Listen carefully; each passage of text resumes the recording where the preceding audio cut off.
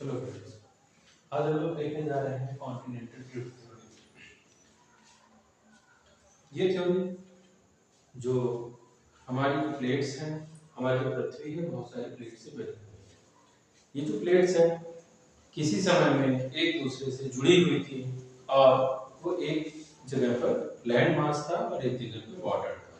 जैसा कि हमें मालूम है कि 71% भाग पर जो है वो ओशन है, पानी है, और बाकी 29% भाग पर लैंड मास हुआ करता है। कॉन्टिनेंटल ड्रिफ्ट थ्योरी के लिए बहुत सारी थ्योरीज आई और सबके अलग अलग मत थे। उसमें जो सबसे ज्यादा प्रमुखता दी जाती है जिस थ्योरी को, वो है अल्फ्रेड वेगनर की जो है कॉन्टिनेंटल ड्रिफ्ट थ्योरी। और इसको जो है 1922 में दिया गया था। इस थ्योरी के हिसाब से जो पृथ्वी है उसका लैंड मास पहले पूरा का पूरा एक ही जगह पर जुड़ा हुआ था, जिसको हम लोग बोलते हैं पेंजिया। पेंजिया जो है ये पर्मियन एज जो हुआ करती थी वो लगभग 225 मिलियन ईयर एगो जो है हुआ करती थी। और इसके बाद और साथ ही साथ पेंजिया के साथ एक बहुत बड़ा जो सागर था जिसको टेथिस सी बोला जाता है। और जो इसके बाद जो है कार्बोनिफेरस एज में कार्बोनिफेरस एज तक का पेंजिया एक जैसे ही रहता है। कार्बोनिफेरस के अंत में ये माना जाता है कि जो अर्थ क्रस्ट है वो सियाल से बनी हुई है, जिसमें सिलिका और एल्युमिनियम है जो कि हल्का पोर्शन है, और जो कोर है वो सीमा से बना हुआ है, और ये जो हिस्सा है ये भारी है, तो ये नीचे की तरफ बैठा हुआ है। इसमें जो सियाल का जो पोर्शन है वो हल्का है, तो इसके ऊपर तैरता हुआ पाया जाता है। और कार्बोनिफेरस एज के लास्ट में जो है ये माना जाता है कि जो अट्रैक्शन फोर्स जो है मून के द्वारा लगाया गया और ग्रेविटेशन पर फोर्स अर्थ लगाती है, इन दोनों फोर्सेस की वजह से ये जो लैंड मास था वो दो भागों में टूट गया। एक भाग को लॉरेशिया बोलते हैं, दूसरे भाग को जो है गोंडवाना लैंड बोलते हैं। और जैसे सागर हुआ करता है यहाँ पर। साथ ही साथ जुरासिक एज में लगभग ये बंटवारा हो जाता है, और जुरासिक एज जो कि 200 मिलियन ईयर्स एगो है, वहां पर लॉरेशिया जो है, जो लॉरेशिया वाला पार्ट है उससे फिर से एक बार टूटन होता है, और उस टूटन से जो है नॉर्थ अमेरिका, ग्रीनलैंड, एशिया और यूरोप का फॉर्मेशन होता है। वहीं पर जो गोंडवाना लैंड है, जो गोंडवाना लैंड है वहां से Indian continent, south America, Madagascar, Australia और अंटार्कटिका का निर्माण होता है। अब जो बचा हुआ हिस्सा है उसको जो है प्रशांत महासागर कहा जाता है, और यही पैसिफिक ओशन है।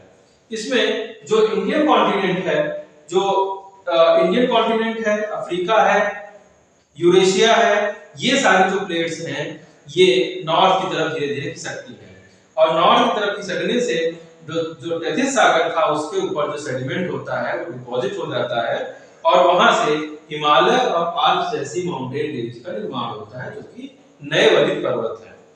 इसी तरह से उत्तर अमेरिका और दक्षिण अमेरिका पश्चिम की तरफ खिसकते हैं, और वहां पर अटलांटिक महासागर का निर्माण होता है, और साथ ही साथ बनते हैं रॉकी और इंडीज पर्वत की पर्वतमालाएं। इसके बाद हमको मालूम है कि क्रेटेशियस पीरियड आते आते ये 7 कॉन्टिनेंट बन जाते हैं, जिसमें अंटार्कटिका है, नॉर्थ अमेरिका है, south America, Africa, Indo Australian plate और यूरेशिया पाए जाते हैं। इन सभी प्लेट्स में जो अंटार्कटिका है वो अंटार्कटिका महाद्वीप के साथ साथ जो है उसके चारों तरफ सागर है। और उत्तरी अमेरिका की बात करें तो उत्तरी अमेरिका के साथ जो है अटलांटिक महासागर और अमेरिका महाद्वीप जो है वो ये समेटे हुए हैं। वहीं पर अगर दक्षिण अमेरिकी प्लेट की बात कर देंगे तो जो है अमेरिका महाद्वीप के साथ ये अटलांटिक महासागर को भी समेटता है, प्रशांत महासागर और है वहां पर। इसके बाद इंडो ऑस्ट्रेलियन प्लेट की बात करें तो वहां पर भारत के साथ साथ ऑस्ट्रेलिया और हिंद महासागर ये सभी जो है इस प्लेट में, इंडो ऑस्ट्रेलियन प्लेट में समाई हुई है। और यूरेशियन प्लेट में यूरोप, एशिया और पूर्वी अटलांटिक महासागर को ये लिए हुए है। और जो है अफ्रीकन प्लेट में अफ्रीका महाद्वीप के साथ साथ पूर्वी अंटार्कटिका, पूर्वी अटलांटिक महासागर और पश्चिमी हिंद महासागर, इन सभी को ये समेटता हुआ पाया जाता है। अब ये जो कॉन्टिनेंटल थ्योरी है इसके लिए बहुत सारे जो है एविडेंस पाए जाते हैं। तो उन एविडेंस को इन भागों में बांटा गया है, physical feature, botanical evidence, placer deposit and tillite deposit, polar boundary, fossils और एज ऑफ जो है रॉक्स की बात करते हैं। तो अगर हम लोग फिजिकल फीचर्स की बात करें तो जो टेक्टोनिक प्लेट्स हैं उनको अगर हम लोग जिग्सॉ फिट अगर एक दूसरे में जैसे फिट किया जाए तो बहुत सारे जो एरिया है वो एक दूसरे में जुड़े हुए दिखाई देते हैं, जैसे कि पूर्वी अफ्रीका, इथोपिया, इरिट्रिया, पश्चिमी भारत और पाकिस्तान वाले हिस्से में जाकर के फिट होते हुए दिखते हैं। वहीं उसी प्रकार से जो पश्चिमी भारत और जो है पाकिस्तान के इलाके के अलावा ऑस्ट्रेलिया जो है बे ऑफ बंगाल से जुड़ा हुआ दिखाई देता है। अगर रॉक की बात करें तो रॉक में जो ब्राजील और पश्चिम अफ्रीका की जो प्लेट्स हैं वो लगभग 200 करोड़ साल पुरानी है और ये माना जाता है कि ये जो है जुरासिक एज की हैं, इनकी एज जो है जो उम्र है वो बिल्कुल समान है।